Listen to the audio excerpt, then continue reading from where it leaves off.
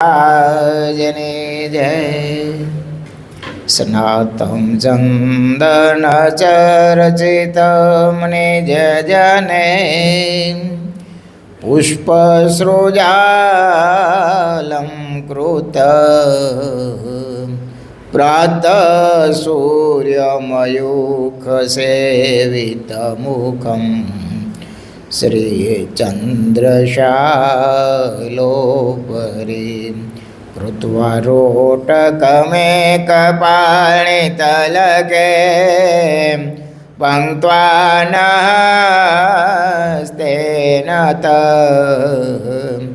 भुजनं प्रविलोकसेवकगणां वन्दे सदा स्वामिनं वन्दे सदा स्वामिनं वर्णिवेशरमणीयदर्शनं मन्देहाचरुचिराननाम्बुजं पूजितं सुरनरोत्तमेर्मुदा धर्मनन्दनमहं विचिन्तये।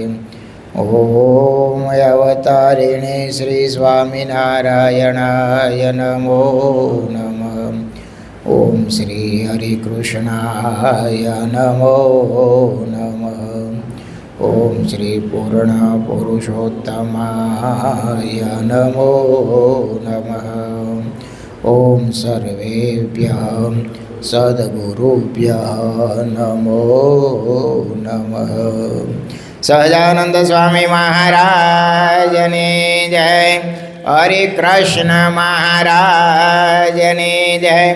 स्वामी नारायण भगवान ने जय। विक्रम संवत 2080 तारीख 3/5/2024 चैत्र वद दशम शुक्रवार सद्गुरु निष्काण स्वामी रचित निष्कांत काव्य में पुरुषोत्तम प्रकाश प्रकार કેટલામો આવ્યા હતા? 5મો 10 લીટી વાંચી હતી।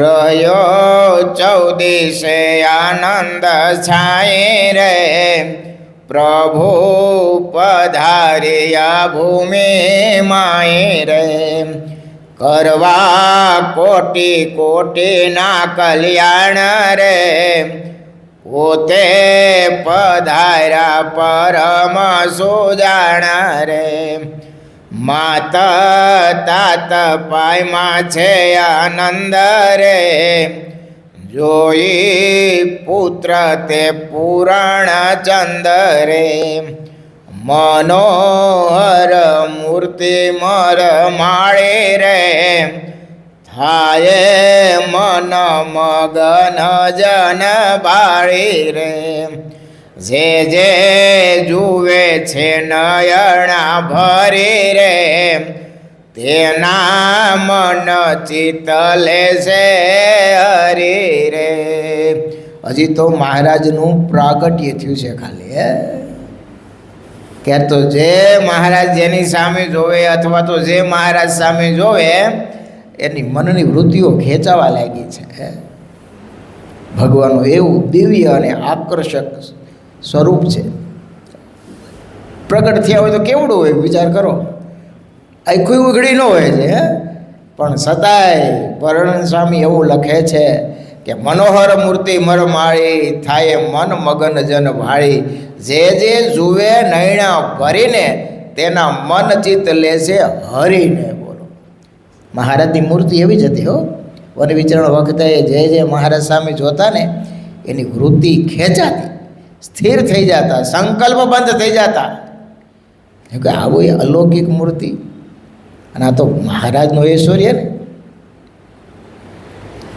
મુખ મૃગાંક સમ સુખ દેણ રે શોભે કર ચરણ ચારુ નેણ રે અંગો અંગ શોભા છે અનુપરે નખ શિખ છબી સુખ રૂપ રે જોઈ સફળ કરે જન્મ જન જન્મ રે જોએ સફર કરે જન જન્મ રે એવી રૂપાળી મૂર્તિ છે રમ્ય રે જુએ તે જે જન ઉલસી રે તેના અંતરમાં જાય વસી રે જે ભગવાનને જોવે આમ અંદરમાં એટલો બધો હુલસી એટલે આનંદ થાય છે કે કોઈ એની સીમા નહીં. ઘણા બાળકોની ક્રિયા નાના બાળકો તો બધા હોય નિર્દોષ નિખાલસ જ હોય, પણ અમુક નાના ટેણિયા એવા હોય ને તો તમારે ન જોવું હોય ને તો જોવાનું મન થાય. એની ક્રિયા એવી હોય, અહીં આવે એની સીધો ભગવાનને દંડવત કરે, હાથ જોડે, નમસ્કાર કરે, અહીંયા ટોપલીમાં ફૂલ હોય તો લઈને આમ આંખે અડાડે, આમ છાતીએ લગાડે. ભલે એણે શીખડાવ્યું હોય, એણે જોયું હોય, પણ એમાં એ સહજ ગુણ હોય. અને બાળક તો બાળક જ છે, બીજા ઘણા એને હારે જેવા બીજા આવતા હોય તો એનો બાપો દંડવત કરતો તો ઓલું માથે ઘોડો પંગળી જતો. દંડવત તો એક બાજુ રહ્યા. આ બધા આ કંઈ શીખડાવે આવે? આ બધું કુદરતી હોય છે, સહજ હોય છે. અને એ જે બાળક હોય આમ દંડવત કરતો હોય, એકલો એકલો પ્રદક્ષિણા કરતો હોય, સાધુ આવે તો દોડીને સીધો આમ પગ પકડતો હોય, તો વાલો કેવો લાગે? પગે તો બધે લાગતા જ હોય, પણ બાળક સહજતાથી લાગે ને એ વાલ સેજે વરસે. બધાય જોવે ને એમ થાય કે આ છોકરો પણ પૂર્વનો સંસ્કારી છે, એટલો તો ઉદ્ગાર નીકળે ને નીકળે. ભલે એના માતા પિતાએ સંસ્કાર આપ્યા હોય, શીખડાવ્યું હોય, બધાય લગભગ શીખડાવતા જ હોય, પણ આ ઘણી વસ્તુ શીખડાવી આવતી હોતી નથી, સહજ હોય છે. કેવું, અમે પુરાણી સ્વામી સાથે ભાટસર ગયા હતા, અઠવાડિયું રોકાણા. અને એ વખતે હવે તો એ સાધુ આમે આમાં ભટકાય છે, અને હરિભક્તો ભટકાય એટલે કાંઈ બહુ એવું હેતપ્રીત બહુ જોઈએ એવું દેખાતું નથી. એમ તો એ તો ગામમાં સાધુની ગાડી આવે એટલે આખા ગામના છોકરા ભેગા થઈ જાય.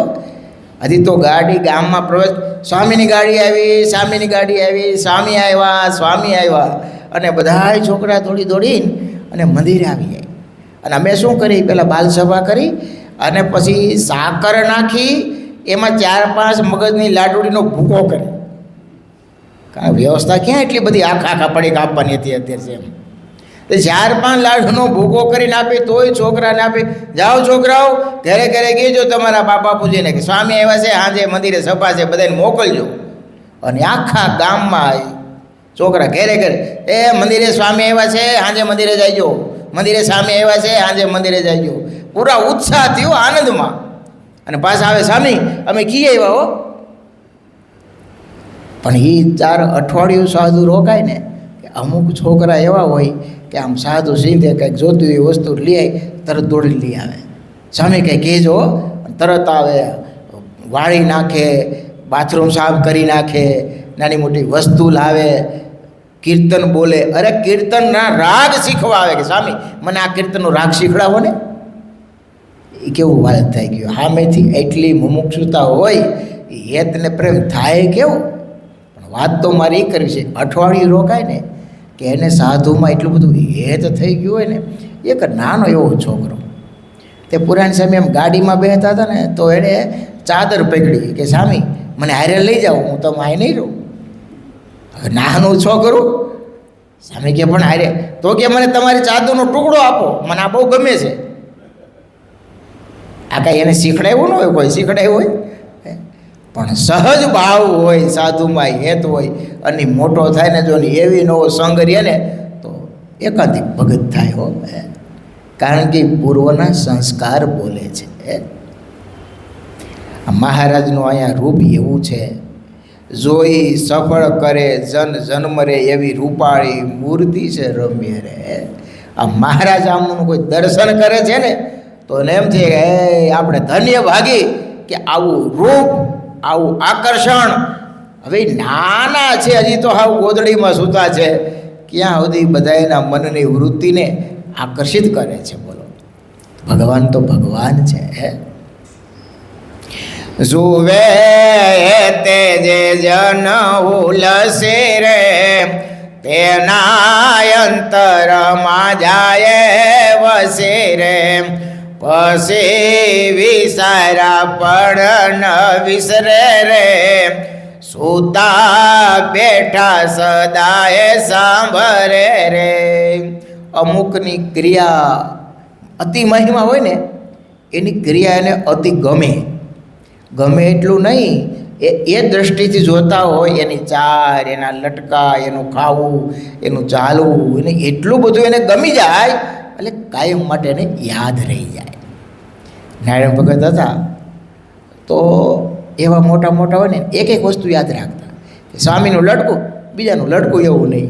સ્વામીની હાલ તો એવી બીજાની હાલ આમ, ઓલું આમ તો આમ નહીં. એ એને યાદ રાખવા માટે કાયમ એનું સ્મરણ કરે છે. મહારાજનું તો આખું બધું દિવ્ય જ હતું.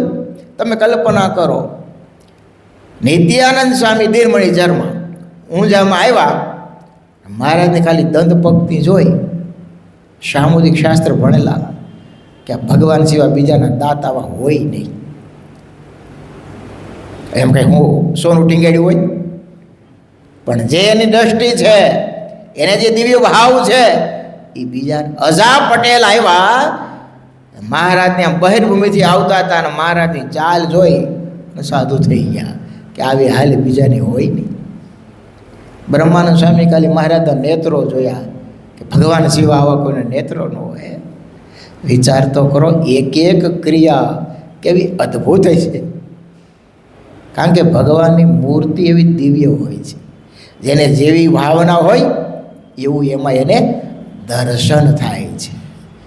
અને આમાંય તમે સાધુ હોય, હરિભગત હોય, જો ભાવના ને મહિમાથી તમે એની સાથે સંગ કરો ને તો એનો આનંદ કંઈક જુદી રીતનો આવે. નહીંતર એમાં ખોટ દેખાય કે આ આમ છે પણ થોડુંક આમ તકલીફવાળું છે. ઓલેને તકલીફ ન દેખાય, દિવ્ય લાગે. કેવું લાગે?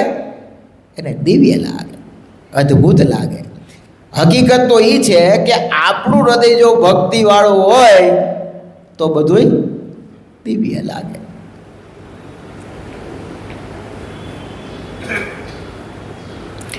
સ્વામી લખે, જુવે હેતે જે જન હુલસી રે. એક તો હુલસી એટલે આનંદ આવે છે, તેના અંતરમાં જાય વસી. એ કેવી વસી જાય? વિસારા પણ ન વિસરે. મને હરિલામુત વાંચતો તો યાદ આવ્યું, આપણે હરિલામુત લખ્યું કોણે? દલપતરામ કવિ, એની રચના એને કરી છે. આમ તો વેહરીલાલજીમાં જ લખાયું છે, એના નામાદ વેદાંતિ. પણ દલપતરામ કવિ એમાં એક નોંધ કરી છે કે હું મારા દાદા સાથે ગઢપુર ગયો હતો. ક્યાં? હાવ નાની ઉંમર હતી હો. અને મહારાજે બહાર જવું, બહારથી આવ્યા છે મહારાજ, તે ભગુજી કો કહે છે, અને મહારાજ આમ નીચે પેગડામાં પગ દઈને ઉતર્યા અને લટકું કર્યું કે આ માણકીને બાંધી દો. વર્ષો વીએ કે દલપતરામ લખે છે કે એ લટકું હજી મને ભૂલાણું નથી. અને એ લટકું ખાલી યાદ રહી જાય તો કામ થઈ જાય કે નહીં? આ બધું ભગવાનની પ્રેરણાથી થતું હોય છે હો. નહીંતર તમે જો મહિમાને ભાવના ન હોય તો આખી જિંદગી ભેગા રહ્યો ને તો એનો લાભ મળતો હોતો નથી. મહારાજની મૂર્તિ તો એવી અલૌકિક છે. સ્વામી કે વિસારા પણ ન વિસરે, સૂતા બેઠા સદાય સાંભળે.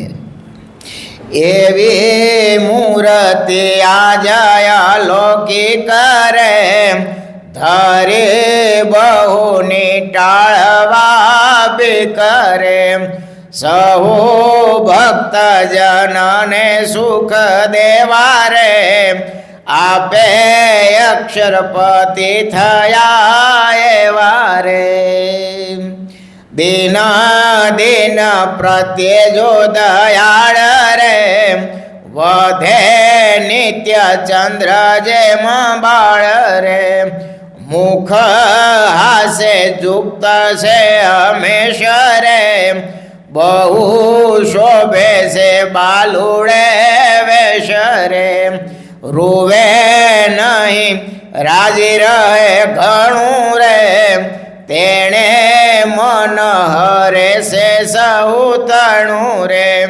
સુખમય મૂર્તિ મહારાજ રે, આવ્યા સૌને સુખ દેવા કાજ રે મોટે ભાગે આવ્યા ભગવાન રે દેવા સૌ જનને અભય દાન રે જેમ આવ્યા છે ધામથી ધારે રે તેમ તારશે નર ને નારી રે સૌ જનને કરવા છે સુખી રે નથી રાખવા કોઈને દુખી રે સૌ જીવની લેવી છે સંભાર રે એ અર્થે આવ્યા છે દયાળ રે ઇતિ શ્રી સહજાનંદ સ્વામી ચરણ કમર સેવક નિષ્કોણ સ્વામી મુનિ વિરચિતે પુરુષોત્તમ પ્રકાશ મધ્યે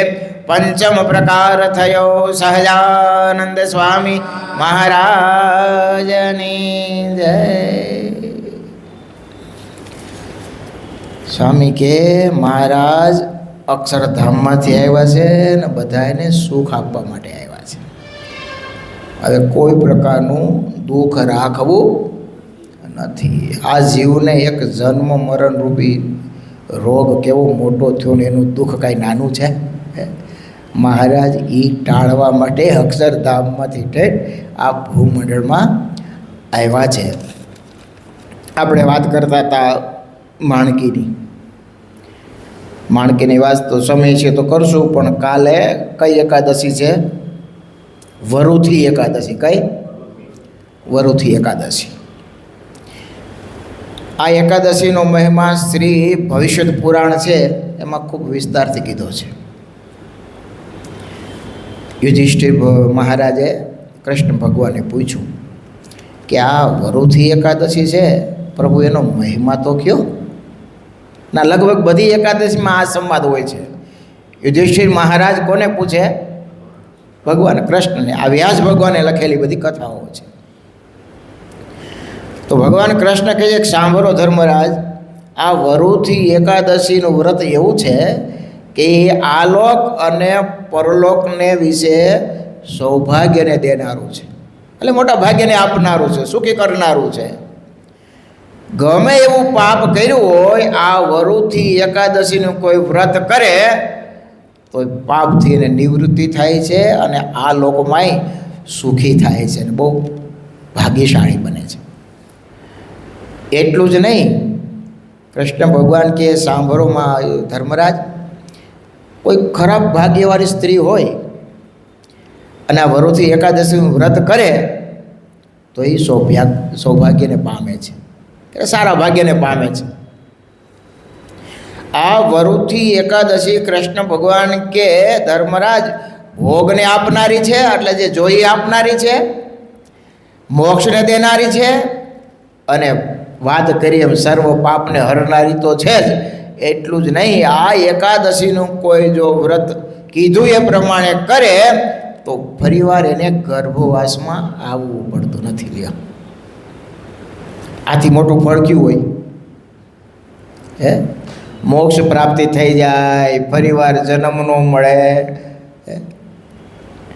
આ એકાદશી કરી વ્રત કરીને માનધાતા રાજા, ધુંધુમાર રાજાઓ વગેરે રાજાઓ સ્વર્ગમાં જતા અને સ્વર્ગમાં ગયા છે. આ એક એકાદશીનું વ્રત કરવાથી હો. શંકર ભગવાને બ્રહ્માજીનું 5મું માથું કાપી નાખ્યું. હવે એને બ્રહ્મ હત્યા લાગી, એનું પાપ લાગ્યું, કપાળનું પાપ લાગ્યું. એ પાપની નિવૃત્તિ કરવા માટે શંકર ભગવાને આ વરુથી એકાદશીનું વ્રત કર્યું, ત્યારે પાપમાંથી મુક્ત થયા. આવી આ એકાદશી છે. એટલું જ નહીં, કૃષ્ણ ભગવાન કે સાંભળો ધર્મરાજ, એ 10,000 વર્ષો સુધી કોઈ તપ કરે, કેટલા? 10,000 વર્ષો સુધી કોઈ તપ કરે અને આ એક એકાદશીનું વ્રત કરે, બેયનું ફળ બરાબર લ્યો. તો કરવા જેવું કે નહીં? આગળ સાંભળજો પછી કેમ કરવું એ પાછું. કૃષ્ણ ભગવાન કે ધર્મરાજ, કુરુક્ષેત્રમાં સૂર્યગ્રહણ સમયને વખતે કોઈ સોનાનું દાન કરે અને જે ફળની પ્રાપ્તિ થાય એ આ એક વરુથી એકાદશીના વ્રત કરવાથી થાય. હવે આપણે કેદી કુરુક્ષેત્રમાં ગ્રહણ કરવા જઈ ગયો, આ એ માંડ પોગીશ, અને ઘણાને તો આવતુંય નથી. હા, કૃષ્ણ ભગવાન કે યુધિષ્ઠિર, આ વ્રતથી આ લોકમાં તથા પરલોકમાં જે ઈચ્છાની પ્રાપ્તિ કરવી હોય, જે ઈચ્છિત ફળ હોય એ એને પ્રાપ્ત થાય છે. એટલે તો પાપ અને ભોગ અને મોક્ષને આ દેનારી છે, પાપનો નાશ કરનારી છે, ઈચ્છિત ફળને આપનારી છે. જે કાંઈ મનુષ્ય કામના કરે એ તમામ કામનાઓને પૂર્ણ કરનારું આ વરુથી એકાદશીનું વ્રત છે. જો આમાં શાસ્ત્રોમાં લખ્યું છે કે ઘોડાથી હાથીનું દાન એનું વધારે પુણ્ય હોય છે. સાંભળજો સિરીજ આખી. ઘોડાથી હાથીના દાનનું પુણ્ય વધારે, અને હાથીના દાન કરતાં પૃથ્વીનું કોઈ દાન કરે તો એનું પુણ્ય એથી વધારે, અને પૃથ્વીના દાન કરતાં કોઈ તલનું દાન કરે તો એના કરતાં વધારે પુણ્ય. તલના દાન કરતાં કોઈ સોનાનું દાન કરે તો એના કરતાં પુણ્ય વધારે. સોનાના દાન કરતાં કોઈ અન્નનું દાન કરે તો એના કરતાંય પુણ્ય વધારે છે. અને આવું ઉત્તમ દાન, એના સરખું ફળ કોઈ વરુથી એકાદશીનું વ્રત કરે એ બરાબર છે. આપણે કે હોનાનું દાન કરવા જઈએ, કે આખા પૃથ્વીનું દાન કરવા જઈએ, કે હાથી કે ઘોડાનું દાન કરવા જઈએ, એક એકાદશીનું વ્રત કરે એટલે બધુંય સરખું. કવિઓ તો ત્યાં સુધી લખે છે કે અન્નદાન સરખું કન્યાદાન છે, ને બધાય કરતાં વિદ્યાદાન છે ને એ શ્રેષ્ઠ દાન છે. પણ આ બધાય કરતાં, આ બધાયના ફળ પ્રમાણે કોઈ એક વરુથી એકાદશીનું વ્રત કરે ને તો એ બરાબર છે. લ્યો, કન્યાદાન આવી ગયું, વિદ્યાદાન આવી ગયું, પૃથ્વીનું દાન આવી ગયું. આમાં લખ્યું છે કે જે લોકો કન્યાનું ધન લે છે ને, ઘણા દીકરીનું પેલું શું કહેવાય ને, કરિયાવર નહીં, પણ કરિયાવર તો દેવાનો હોય, દહેજ લે ને, એમાં એવું લખ્યું છે જે લોકો કન્યા આપી અને દહેજ લે, એટલે કે ધન લે છે, એ આ પૃથ્વીમાં જ્યાં સુધી જીવ પ્રાણી જીવે છે, જ્યાં સુધી એનો વિનાશ નથી થતો ત્યાં સુધી નરકના કુંડમાં દુઃખ ભોગવે છે. એટલે જ્યાં સુધી પૃથ્વીનો પ્રલય ન થાય ને ત્યાં સુધી ક્યાં રહેવાનું? નરકના કુંડમાં. એટલું પાપ લાગે છે. જે લોકો કન્યા વેચીને દાન લે છે એ બીજા જન્મે બિલાડો થાય છે ને કાં મીંદડો થાય છે, એવું લખ્યું છે ભવિષ્ય પુરાણમાં. હો, અને એથી વિશેષ જે માણસ ઘરેણા સાથે અને કન્યાને પૈસા આપીને વળાવે છે એના પુણ્યની નોંધ તો ચિત્રગુપ્ત પણ કરી શકતા નથી. એટલું એને પુણ્ય થાય છે. અને એટલું પુણ્ય આ વરુથી એકાદશીના વ્રત કરવાથી થાય છે. કન્યાને તમે ઘરેણા આપો, કન્યાદાન કરતા હોય ને ઘણા, ઘરેણા આપે, સાથે રૂપિયા આપે, અને જે પુણ્યની પ્રાપ્તિ થાય આ વરુથી એકાદશીના વ્રત કરવાથી થાય છે. હવે વ્રત કેમ કરવું એની રીત બતાવું છું, એ ધ્યાનથી સાંભળજો. આ એકાદશીનું વ્રત છે ને 3 દિવસ ચાલે. કેટલા દિવસ? હા, ત્યારે પૂરું થયું ગણે. હો, ખાલી એક એકાદશી ફરાળ કરવાથી પૂરું થતું. આટલું બધું પુણ્ય જોતું હોય તો કાંઈ એમને તો ન મળે બાપા. જો આ દશમના દિવસે શું કરવાનું સાંભળો. દશમના દિવસે કાચું ન ખાવું, માંસ ન ખાવું, દાળ ન ખાવી, ચણા ન ખાવા, કોદરા ન ખાવા, શાક ન ખાવું, મધ ન ખાવું, પછી પારકું અન્ન ન ખાવું, ફરીને બીજી વાર ભોજન ન કરવું, એટલે એક જ વાર ભોજન કરવું, સ્ત્રીનો સંગ ન કરવો. આ 10 વસ્તુનો ત્યાગ કરી અને દશમી આવ એટલી વસ્તુ, એટલો નિયમ રાખવા. કેટલી વસ્તુ? 10 વસ્તુનો ત્યાગ કરવાનો, અને એકવાર દશમે ભોજન કરવાનું. પછી એવી એકાદશી. એકાદશીના દિવસે શું કરવાનું? એક તો જુગાર નહીં રમવાનું, અને પછી ઊંઘ નહીં કરવાની, તાંબુલ નહીં ખાવાનું, દાંતણ નહીં કરવાનું, પારકી નિંદા નહીં કરવાની, ચાડી નહીં ખાવાની. પાપી હોય એની સાથે વાદ વિવાદ ન કરવો અથવા એનો સંગ ન કરવો, અને ક્રોધ કરવો નહીં, ખોટું બોલવું નહીં. આ નવવાના એકાદશીના દિવસે કરવાના. જમવાનું નહીં પાછું આવા એવું નહીં કે જમવું તો નહીં જ. ઊંઘ નહીં કરવાની, જમવાનું નહીં, દાંતણ નહીં કરવાનું નહીં, ક્રોધ કરવાનો નહીં, પારકી નિંદા કરવાની નહીં, ખોટું બોલવાનું નહીં, સ્ત્રીનો સંગ કરવાનો નહીં, અને આખી રાત જાગરણ કરવાનું. અને પછી આવી બારસ. બારસ આવે ને તો બારસના દિવસે માંસ ન ખાવું, કાચું ન ખાવું, મધ ન ખાવું, ખોટું ન બોલવું, કસરત ન કરવી, મહેનત ન કરવી, એટલે બીજો કંઈ ઉદ્યમ ન કરવો. પછી બીજી વાર ન જમવું, સ્ત્રીનો સંગ ન કરવો, હજામત ન કરવી, તેલ ન ખાવું અને પારકું અન્ન ન ખાવું. 11 વારનો ત્યાગ કરી અને બારસ પૂર્ણ કરવી.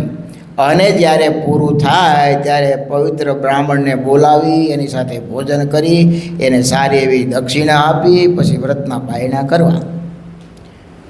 તો આખી રાત જાગરણ કરવાનું, દેશમાં એક ટાઈમ જમવાનું, બારસે એક ટાઈમ જમવાનું, બીજી વાર ભોજન નહીં કરવાનું, ખોટું નહીં બોલવાનું. એ તો જનરલ આવે, ક્રોધ કરવાનો નહીં, સ્ત્રીનો સંગ કરવાનો નહીં, પાપીનો સંગ કરવાનો નહીં. લગભગ બધું આ સત્સંગી હશે જે આવી જતું હોય છે. પણ 3 દિવસ જો આવી રીતનું વ્રત કરે તો કૃષ્ણ ભગવાન છે આ લોકમાંય સુખી થાય અને પરલોકમાંય સુખી થાય. એટલું જ નહીં, આ વ્રતની કોઈ કથા કે અને કથા સાંભળે તો હજારો ગાયો દીધાનું પુણ્ય પ્રાપ્ત થાય છે અને અંતે પાછા મોક્ષને પામે છે. આપણે તો મેર પડી ગયો. બધી એકાદશીના ફળ અધિક જ હોય છે. એટલે માટે મહારાજે આજ્ઞા કરી શિક્ષાપત્રીમાં અમારા આશ્રિતે એકાદશીનું વ્રત અવશ્ય કરવું. બોલો હે, આ કંઈ એમનેમ લખ્યું ન હોય હો. આ તો આપણે થાતું ન એટલે એમ કે હવે આ પહેલાં જેવા શરીર નથી. કેવા પહેલાં જેવા આગળ કાંઈક રોગ થયો હોય અને દવાખાને ઓપરેશન કરવાનું થાય, ડૉક્ટર એમ કહે કે કાલે તમારું ઓપરેશન છે, આગલે દિવસે તમારે કશું લેવાનું કેમ લાગે? બોલો, સહજ કરે? થઈ જાય કે નહીં? ભૂખો આખો દી ભૂખો રહે ને પછી ઓપરેશન શરૂ થાય, અમુક કલાક અમુક અંજળ છોડી દેવું પડે, પાણી પણ ન પી શકો તો. અને થઈ ગયા પછી એમ કે તમારે 15 દિવસ સુધી લિક્વિડ સિવાય કાંઈ લેવા છે, લે કે ન લે? અમે જો આ વ્યસન ગામડે મૂકવાનું કહે ને તો એ મૂકે નહીં, પણ ડૉક્ટર પાસે જાય ને કે ભાઈ તમે હજી તમે બચવું હોય, કેન્સર તમારી શરૂઆત છે, જો બચી જવું હોય તો તમે આ બીડી મૂકી દો, તમાકુ મૂકી દો. કેમ લાગે છે? મોત દેખાય ને માણાને, મોત. એટલે ન થતું હોય તો એ કરે. હે, એટલા માટે મહારાજે વચનાવતમાં લખ્યું છે કે આ ઘડી આ પળમાં મરી જવું છે એનો વિલંબ જણાતો નથી. ખબર પડે ને કે આપણે કાલે મરી જવાનું છે, એને ઉપદેશ ન દેવો પડે તો ભગવાન કહે કે ભગવાનનું સ્મરણ કરી દેવો પડે. ખબર હોય કે હા કવિયું જવાનું છે, એ કાંઈ વિચારે? એને એક જ વિચાર આવે કે મર્યા પછી શું થાય છે મારું. હે, અને બહુ વાસની કોઈ કુટુંબ પરિવારમાં વાસના હોય, સંપત્તિમાં વાસના હોય, ધંધા રોજગારમાં એનું આખો દી ચિત્ત ચોટેલું હોય તો એ બકવાદ કરે, એટલે છોકરા તારે આ સંભાળવાનું છે, અહીંયા પૈસા આને દીધા છે, એટલું બાકી છે, એટલું લીધું છે ને એટલું દેવાનું છે ને આમ કરજો એમ કરજો, કે તો મોઢું ફાટ્યું રહે. આ બધું અઘરું હોય છે. હો, જો ભગવત સ્મરણ યુવાની ઉંમરમાં કર્યું નથી, સત્સંગ કર્યો નથી તો અંત સમયે ભગવાન ક્યારે યાદ આવતા હોતા નથી, ભજન યાદ આવતું હોતું નથી. હો, એ તો નાનપણમાં કે યુવાની ઉંમરમાં ભજનની ટેવ પાડી હોય, સત્સંગની ટેવ પાડી હોય ને તો એ મૃત્યુ સમય સુધરતો હોય છે. બાકી તો જન્મ મરણ લખચોરી ગર્ભવાસ ભગવાન કે એમ એવી કળ ચડાવી છે ને તે ફરીવાર દાખલો કરવો જ ન પડે. પ્રાયથી બધા મીંડા છે ને, તમે જુઓ તો ખરા સમય કેમ જતો રહી છે ક્યાં ખબર પડે છે? ખબર છે? હમણાં નાના હતા મોટા થઈ ગયા, વાળ કાળા હતા ધોળા થઈ ગયા, કાંઈ ખ્યાલ આવ્યો? હે, આપણી આયરના કેટલા વૈયા ગયા એવા સમાચાર તમે સાંભળ્યા છે કે કે ભાઈને કાંઈ નહોતું લ્યો, અમે તો હારે જ ભણતા, હમણાં તો હજી ભેગા થયા હતા 6 મહિના પહેલાં. તો ઘણા તો એમ કે અમે કાલે જ ફોનમાં વાત કરી. અરે બાપ, એક ક્ષણમાં શું થાય ને એ કશું ખબર પડતી નથી. અને માણસ વિચારો કેવડા મોટા કરતો હોય છે કે હજી હું આમ કરી લઈશ, હજી હું આમ કરી લઈશ, હજી હું આમ કરી લઈશ. પુરાણી છે પ્રેમ પ્રકાશ સ્વામી એક વાત કરતા કે પેલા વેપારી લોકો તળાવને કાંઠે ઓલા તરબૂચ વાવતા હોય ને વેચવા માટે, તો એ આમ દાંતરડું હાથમાં લઈને નીકળે ને આમ તરબૂચને ટકોરો મારે, એમ લાગે કણે આવી ગયો એટલે ફળ દઈને ખેડવી નાખે. પુરાણી સામે કહેતા કાળ છે ને એ ચોટલી પકડી અહીં જ ફરે છે, ક્યારે કોને એ ઉપાડે કાંઈ નક્કી નથી. એ પહેલાં આપણે આપણો મોક્ષ સાધી લેવો, હાલતા ચાલતા ખાતા પીતા સ્વામિનારાયણ સ્વામિનારાયણ ભજન કરી લેવું. સહજાનંદ સ્વામી મહારાજની જય. સ્વામિનારાયણ સ્વામિનારાયણ સ્વામિનારાયણ